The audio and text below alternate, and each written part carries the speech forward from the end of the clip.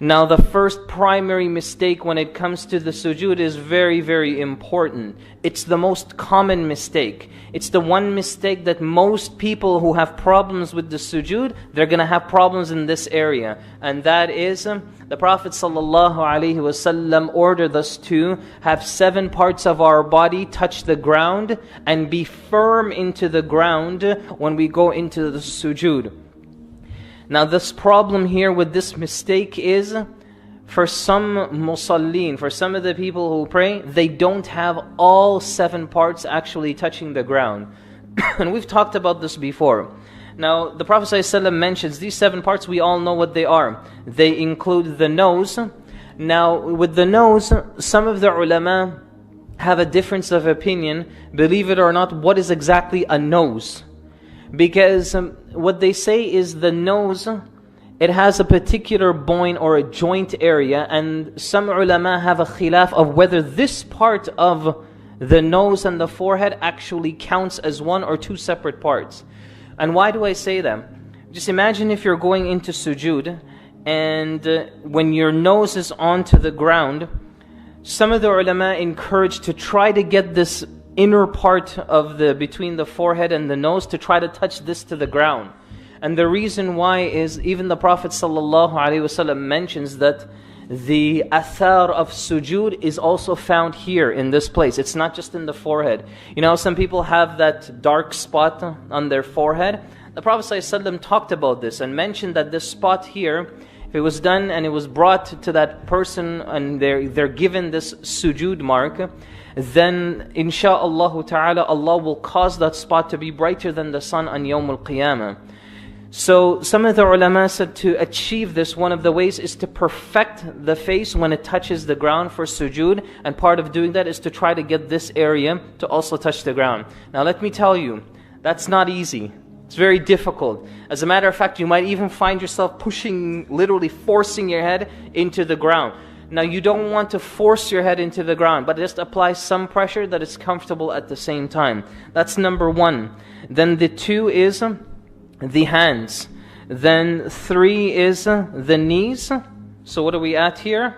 We are at 5. And then 6, 7 is the 2 feet. All 7 of these parts of the body have to be firmly placed into the ground. Now there's a couple of issues here. The first issue is, how do you perform a perfect sujood? Now when a person performs a perfect sujood, from the mistakes, this is the second mistake of the sujood, is when people go into sujood, their hands are placed to the ground, but their fingers are spread apart. The Prophet ﷺ sunnah of going into sujood is hands or fingers are together. And the reason, the hikmah behind this, of course, is all the fingers face and point towards the qibla. Secondly is the palm area. The palm area is extremely important also for it to be firmly placed into the ground. Don't just have your fingers like this and just have them resting on the ground lightly. Try to keep your entire palm into the ground as well. When it comes to the hand, the third mistake when it comes to the sujood and placing the hands is the arms touching the ground. The Prophet ﷺ made a tashbih and said that this here, when you do that, it's like the sitting of the dog. When the dog wants to relax, what does it do? It takes its 2 front paws and lays it down into the ground. And so it does the same thing with its back legs as well. The Prophet ﷺ says, don't imitate the animals like this when it comes into the sujood. Even Ibn Qayyim rahimahullah tells us that a person who imitates any animal in their sujood, فَقَدْ أَبْطَلَ الصَّلَاةِ, then verily their salah is broken. So you have to be very careful of how the sujood looks. Even some of the ulama said, don't make your sujood resemble like the curls of the snake. What does that mean? Some people, when they go into sujood, their nature in sujood is that their body is, how can I say this? It's not consistent. In other words, their body looks very messy when they're in the sujood. So you'll have like one of their feet pointing this way, another feet pointing that way. One hand is straight, the other hand is probably this. It's just a lot of careless little detail that they miss out with the sujood. And scholars, they say this is very similar to how a snake will sit and relax itself. that a snake will start to curl itself, but its head would probably popping out, its tail would pop out this way, and all of these different features about them. So it's a very, very intricate detail about the sujood you try to perfect as well and avoid. When it comes to the feet and the knees, I don't know until this day why some Muslims, they do this. But some Muslims, and I'm sure some of us here, we've probably seen this, that some Muslims, when they go into the sujood, they'll raise their feet off the ground. I don't know what that's for. I don't know if they're just airing their toes or what it is, but they'll just raise their feet off the ground. I've even seen like people who play with their feet at the same time.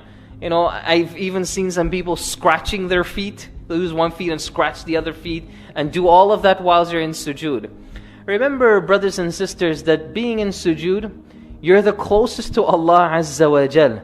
Imagine if you are the closest to your Rabb, and this is the nature you meet Him in. It's really, really a very, very careless manner to be in front of Allah Azza wa Jal in this particular state. And this is why I've always said that people today, especially in Salah, do a lot of crazy things. A lot of things that were unheard of. I mean, sometimes when I try to research some of the things that I've seen people do, I can't find them in any of the old books. I have to look for them in more of the newer books that scholars have written, because these things were simply not understood or they weren't aware of back in the day. So that's important, is that we try to keep our feet firmly into the ground. When it comes to the toes should also be bent in such a way that you try to do this to the best of your ability, that your toes are facing towards the Qibla as best as possible.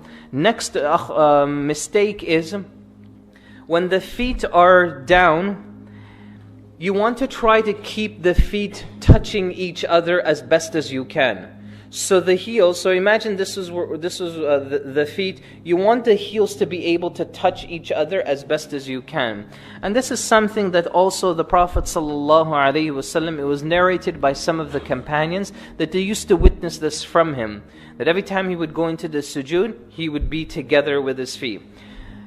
So I hope inshallah that kind of at least helps a little bit of how the sujood should look.